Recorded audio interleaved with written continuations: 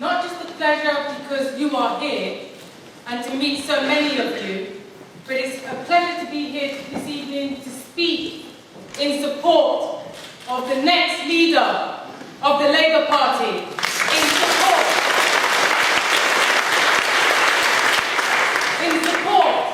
of the next Mayor of London.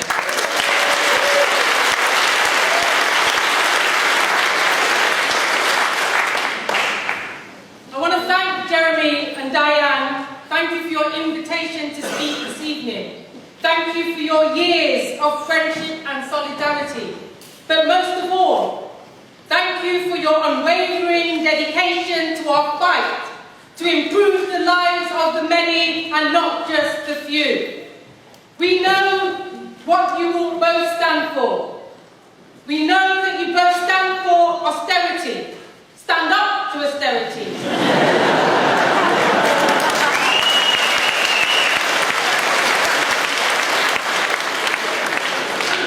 Stand up to public sector cuts, privatisation and the demonisation and scapegoating of migrants.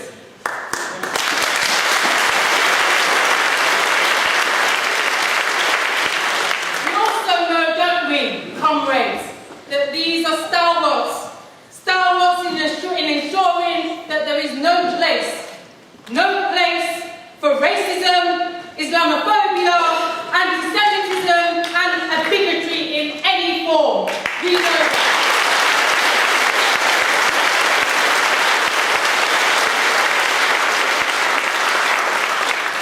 Comrades, as indicated, I'm a local councillor in Islington.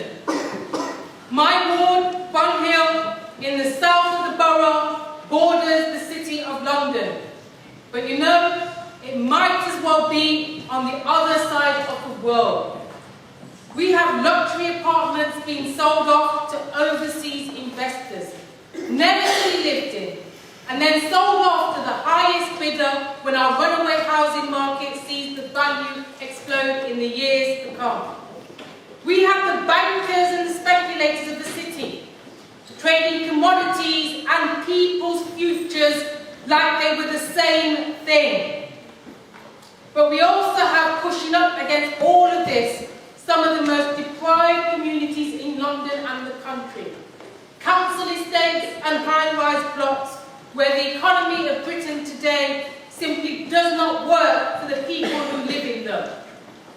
Comrades, we need change.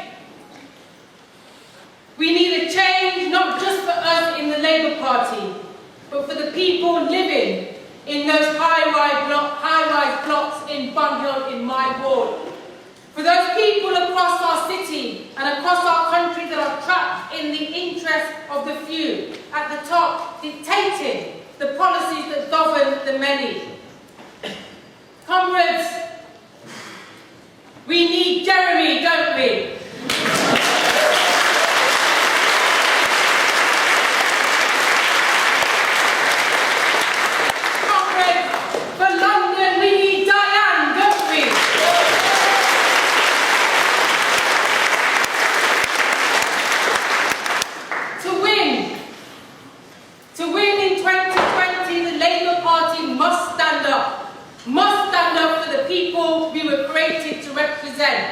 Let's not forget it. As a local councillor and indeed as an executive member on Islington Council, I see firsthand who this Tory government is attacking with its policies. Since 2010, my council has lost fully half its budget. That's £150 million in just 5 years. But it's going to get worse. The Chancellor will cut us to the bone over the next few years, and we will just have just a third of the funding we used to have. We need to stand up. We need to stand up for the communities across this country, particularly those operating at the heart, at the belly, at the grassroots of our communities that have been hit much harder with cuts to local councils. We need a fair deal. We need a fair deal for vital role we play. A role we play in serving people and tackling the issues that matter in society. I know Diane will be a mayor of London that works with the boroughs. I know that Jeremy will be a leader that stands up to the Chancellor and will be a Prime Minister that devolves power to communities as well as giving us the funding we need. To win in 2020, we need to be able to have answers to the housing crisis, caps on private rents, lifting the borrowing cap to let councils build homes, restricting right to buy. These are all things that are popular with the public and must be part of the offer we make back to the public. On the environment and on transport. On the environment and on transport, these are areas that I lead on in Islington.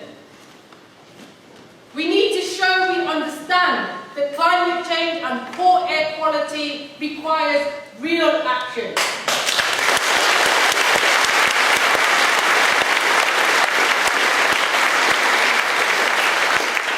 A green TfL fleet of buses, more space for cycling, a publicly owned rail service that puts passengers first and not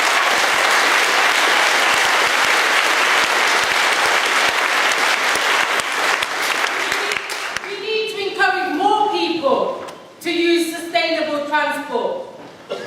To have any hope in 2020, we must never be ashamed to stand up for those who are marginalised in our society. And I'm afraid that when many Labour MPs follow the line of taking no position at all, on the welfare bill, well, we were not standing up. We were sitting on our hands. Yes.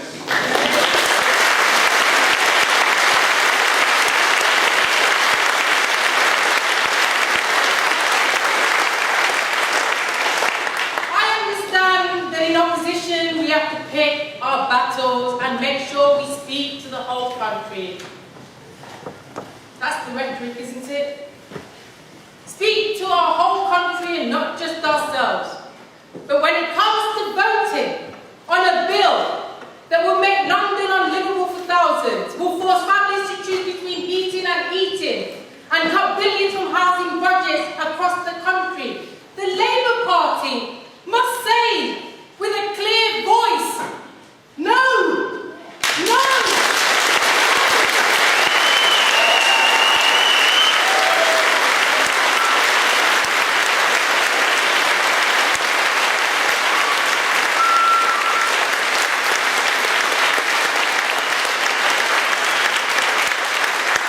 Comrades, we have the candidates we need to win the 2016 London elections.